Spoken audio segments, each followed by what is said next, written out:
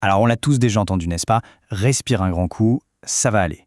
Quand la pression monte, ça sonne souvent comme une petite astuce psychologique bien gentille, voire un simple vœu pieux. Mais notre analyse d'aujourd'hui va complètement renverser cette idée. On va découvrir ensemble pourquoi ralentir son souffle n'est absolument pas qu'une question de volonté, mais un véritable levier physiologique, parfaitement mesurable et prouvé par la science. La vraie question, elle est là. Est-ce que ça marche vraiment ou est-ce que c'est juste dans la tête? En fait, on a souvent tendance à penser que la relaxation fonctionne par pur effet placebo, un peu par la force de notre propre croyance. Et c'est puissant le placebo, c'est sûr. Mais la science la plus récente nous montre qu'une très grande part de cet effet calmant se produit même quand il n'y a absolument aucune conviction philosophique derrière. Pour bien comprendre, imaginez 2 secondes une petite souris en train de faire du yoga sur un tapis. C'est complètement absurde, non? Une souris, ça ne regarde pas de tutoriel en ligne et ça ne croit en aucune doctrine de bien-être. Donc, la logique est implacable. Si l'on arrive à observer un apaisement chez un animal simplement modifiant sa façon de respirer, eh bien ça prouve de manière irréfutable que le mécanisme n'est pas psychologique, c'est de la pure biologie. Et c'est exactement ce qui a été testé. Fin 2024, l'équipe du chercheur Jack Elfelman a sorti une prépublication assez fascinante. Ils ont littéralement forcé des souris éveillées à ralentir leur respiration, à peu près 30 minutes par jour pendant 4 semaines. Le résultat, une baisse massive de leur comportement lié à la peur. Alors oui, bien sûr, c'est un modèle animal, ce n'est pas encore une preuve clinique directe chez l'humain, mais ça valide une hypothèse incroyable. Un rythme respiratoire modifié agit mécaniquement, physiquement sur le cerveau. En fait, c'est un changement de paradigme fondamental dans notre façon de gérer le stress. Très souvent, on utilise une approche qui vient d'en haut, le fameux top-down, c'est-à-dire que notre cerveau rationnel essaye désespérément de convaincre le corps de se calmer. Mais le truc, c'est que le cerveau ne fait pas que donner des ordres, il écoute aussi le corps en permanence. Et c'est là qu'intervient l'approche de bas en haut, le bottom-up.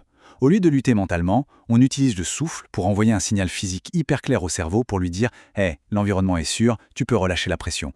Pour vraiment saisir comment ça marche, il faut s'intéresser à un concept clé, l'interoception.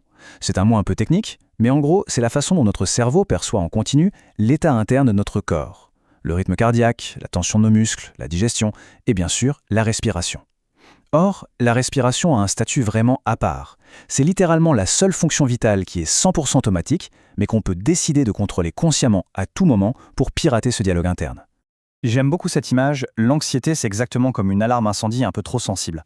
Tenter d'argumenter avec la panique en utilisant la pensée logique, c'est un peu comme essayer de débattre avec une sirène qui hurle. Ça ne marche juste pas. La respiration lente, elle, ne cherche pas à débattre. Elle passe directement par la physiologie pour baisser le volume du système. Elle vient littéralement couper l'alimentation électrique de l'alarme. Et sous le capot, la mécanique est ultra précise. Notre rythme respiratoire naît tout au fond de notre tronc cérébral, dans ce qu'on appelle le complexe Pré-Böttinger. Quand on ralentit ce rythme autour de 6 cycles par minute, quelque chose d'étonnant se produit. Le souffle et le cœur se synchronisent. Ça vient stimuler le système nerveux parasympathique, celui du repos, et ça augmente ce qu'on appelle la variabilité de la fréquence cardiaque. Alors ce n'est pas un bouton magique sur lequel on appuie, c'est une véritable boucle de rétroaction physiologique qui se met au diapason. Et si on passe de la souris à l'humain, les données sont là. L'année 2023 a d'ailleurs été particulièrement riche. De vastes analyses et des essais cliniques très sérieux, dont une étude vraiment marquante de l'université de Stanford, ont confirmé que ces pratiques de respiration contrôlée, ce n'est pas que du vent. Elles sont directement associées à de vraies améliorations de l'humeur et à des réductions très nettes du stress et de l'anxiété au quotidien. Encore une fois, ce n'est pas de la magie, c'est de la biologie qu'on peut mesurer. Cette fameuse étude de Stanford a d'ailleurs mis en avant une technique précise, facile à faire et redoutablement efficace. Il l'appelle le soupir cyclique. Le protocole est tout simple, en 3 étapes. D'abord, on inspire normalement par le nez. Ensuite, tout de suite après, on ajoute une toute petite inspiration bonus, un petit sniff supplémentaire pour bien gonfler les poumons. Et enfin, la 3e étape, on fait une longue, très longue expiration par la bouche. Le secret absolu de cette technique, il est là, c'est cette lenteur sur l'expiration qui donne le feu vert au corps pour faire redescendre la pression. Il y a cette métaphore presque poétique qui résume parfaitement tout ça. Le souffle est une poignée corporelle sur une porte mentale. C'est exactement ça. Le souffle appartient aux 2 mondes. C'est à la fois un réflexe inconscient et une action délibérée. En attrapant cette poignée physique avec notre volonté, on arrive à ouvrir ou fermer des portes à l'intérieur de notre esprit. C'est de loin l'outil mental le plus physique dont on dispose. Bon, gardons quand même les pieds sur terre, il faut faire le tri. Ce qui est solidement établi par la science aujourd'hui, c'est cette augmentation de la variabilité cardiaque et l'activation du système de repos.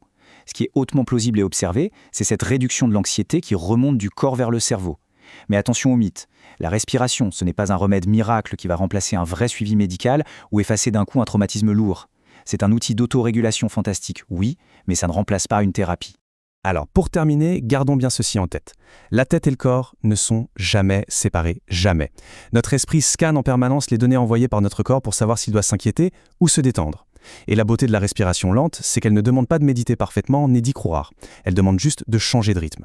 Alors la prochaine fois que les pensées s'emballent, posez-vous cette question. Puisque notre esprit ne pense jamais seul, comment allons-nous utiliser notre propre corps pour l'apaiser aujourd'hui ? C'est une perspective qui nous redonne littéralement le pouvoir d'agir.